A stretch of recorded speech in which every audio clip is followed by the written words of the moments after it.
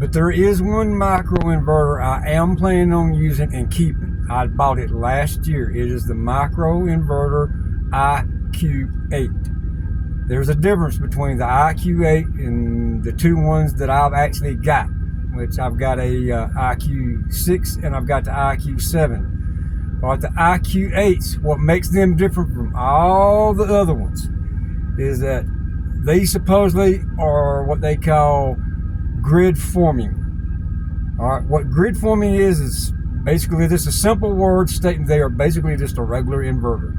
All right, so you plug them to a solar panel, they instantly start producing AC power. They ain't got to sense no power in order to come on. They just start working instantly. The minute they sense the sun, the inverter comes on, starts producing AC. All right, now since the IQs, which I told you in the last video, they're 208 volts AC, which is basically 220. So I'm gonna buy 3 more of these. I've got one. I'm gonna buy 3 more. I've already got the trunk cable made for 4 panels. And the way the enphase works is when you plug one inverter, that inverter may be good for 208 volts, but it's only good for like maybe an amp to amp and a half, somewhere in that area.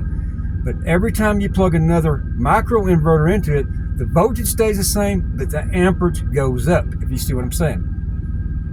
So what I'm planning on doing is I'm going to turn around, I'm going to put 4 panels up, hook all 4 of these up, put it on a disconnect switch, come into my house with it, and I'm going to go to the very bottom element on my hot water heater.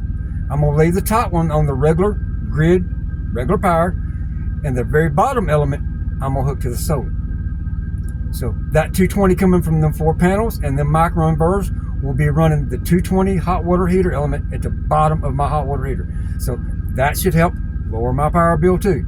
So if some people ain't thought about that, maybe here's an idea for y'all to think about. But the IQ8 is different from every other IQ when it comes to micro inverters. They're self-forming. That means they create their own grid, which basically means when one comes on, all you do is hook all 4 of them together. They increase the amperage, and then you just come in. You just got to have a safety disconnect, and then somewhere or another hooking it up inside. But thank y'all for watching. I figured I'd at least let y'all know I am planning on keeping 4 of them, but only for one certain purpose. Appreciate y'all stopping by and watching. Bye-bye.